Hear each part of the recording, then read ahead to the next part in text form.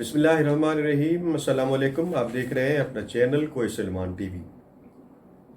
ناظرین کرام، آپ نے دیکھا ہوگا کہ سپریم کورٹ میں ایک جو درخواست لے کے گئی تھی تحریک انصاف، اس کے نتیجے میں ایک ہی دن میں معاملات کو کافی حد تک کوشش کی گئی سمیٹنے کی، جس میں ان کی 5 سیٹیں بھی ان کو مل رہی ہیں، جو آج یا کل تک اس کا نوٹیفیکیشن ہو جائے گا، جس سے تحریک انصاف کی جو پوزیشن ہے بہت واضح حد تک سامنے آ جائے گی، اور معمولی سا فرق رہتا ہے، یعنی 1-2 سیٹوں کا فرق ہے۔ اس کے بعد یہ بھی طے کیا گیا کہ 17 جولائی کے الیکشن جب ہو جائیں تو اس وقت یہ فیصلہ آسان ہو جائے گا کہ کتنی نشستیں پی ٹی آئی کو ملی ہیں اور کتنی نشستیں مسلم لیگ نون کو ملیں گی۔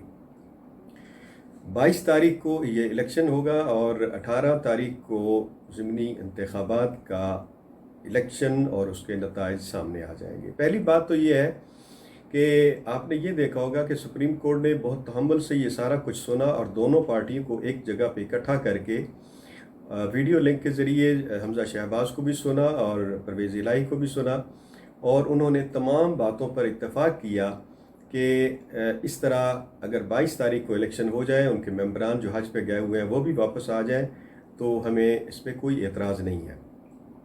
اور پھر ساتھ یہ بھی ہوا کہ وزیر اعلیٰ کے جو وہ اختیارات تھے وہ بھی کم کر دیے گئے تاکہ وہ انتخابات میں دھاندلی نہ کر سکیں۔ یہ ایک الگ بات ہے کہ اس وقت جو پنجاب میں ضمنی انتخابات کی صورتحال ہے وہ کافی حد تک تحریک انصاف کے حق میں ہے، اور اس میں زیادہ امکانات ہیں کہ وہ تحریک انصاف کے بیشتر امیدوار کامیاب ہو جائیں گے، اور تحریک انصاف کو صرف 13 سیٹوں کی ضرورت ہے۔ اگر 13 سیٹیں ان کو مل جائیں تو وہ پنجاب میں حکومت بنا لیں گے۔ لیکن دوسری طرف آپ یہ بھی دیکھیں کہ تحریک انصاف تو اس نے یقین کر لیا، لیکن وزیر اعلیٰ پنجاب جس کی بقا کا معاملہ ہے، جو یہ سمجھتے ہیں کہ اگر یہ الیکشن ہار گئے تو پھر اس کے بعد وفاق کی حکومت بھی نہیں رہے گی، وہ ہر صورت میں کوشش کریں گے۔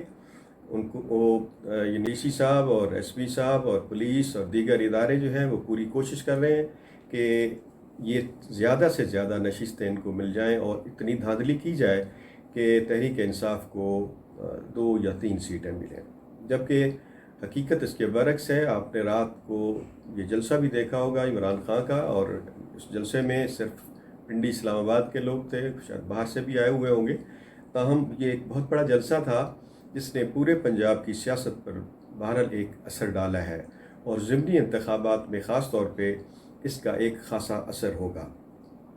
دوسری طرف آپ یہ بھی دیکھیں کہ جو جلسے کی اجازت ہے اس کا مل جانا، اور سپریم کورٹ میں کافی حد تک یہ ریلیف جو ملا ہے، اس سے یہ اندازہ ہو رہا ہے کہ کافی برف جو ہے وہ پگھل رہی ہے اور تحریک انصاف کے حق میں حالات بہتر ہو رہے ہیں۔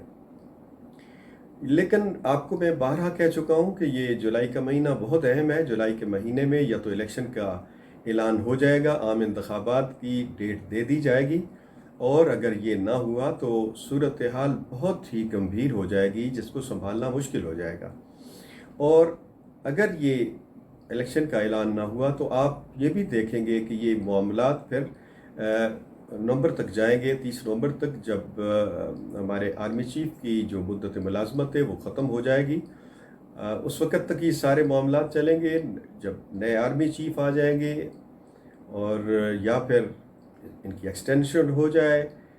دونوں صورتیں اس وقت زیر غور ہیں، اور ایکسٹینشن کی آفر بھی دی جا رہی ہیں ان کو نون لیگ کی طرف سے۔ ہو سکتا ہے وہ ایکسٹینشن پہ چلے جائے، اگر انہوں نے ابھی تک اس کی واضح اعلان کیا ہے کہ ہم ایکسٹینشن نہیں لیں گے، لیکن حالات کا کوئی پتہ نہیں ہوتا، چونکہ عمران خان کی جو اس وقت مقبولیت ہے اس سے بہرحال اداروں کو ایک خوف ہے۔ اگرچہ بیک ڈور چینل پہ باتیں ہو رہی ہیں، گفتگو ہو رہی ہے، امید بہت ہے کہ حالات بہتر ہو جائیں گے اور جولائی کے مہینے میں انتخابات کی تاریخ کا اعلان ہو جائے گا۔ چونکہ میں بارہا کہہ رہا ہوں کہ جولائی کا مہینہ بہت اہم ہے، اور 30 نومبر کو ایکسٹینشن ہونی ہے یا نیا چیف آف آرمی سٹاف لگنا ہے، جس کے لیے پیپلز پارٹی اپنے طور پہ کوشش کر رہی ہے، نون لیگ اپنی طور پہ کوشش کر رہی ہے، اور وہ جو متوقع امیدوار ہیں ان سے بھی مل رہے ہیں، ان سے باتیں کر رہے ہیں، کور کمانڈر سے بات ہو رہی ہے، ان سے ملاقاتیں ہو رہی ہیں، اور وہ سمجھتے ہیں.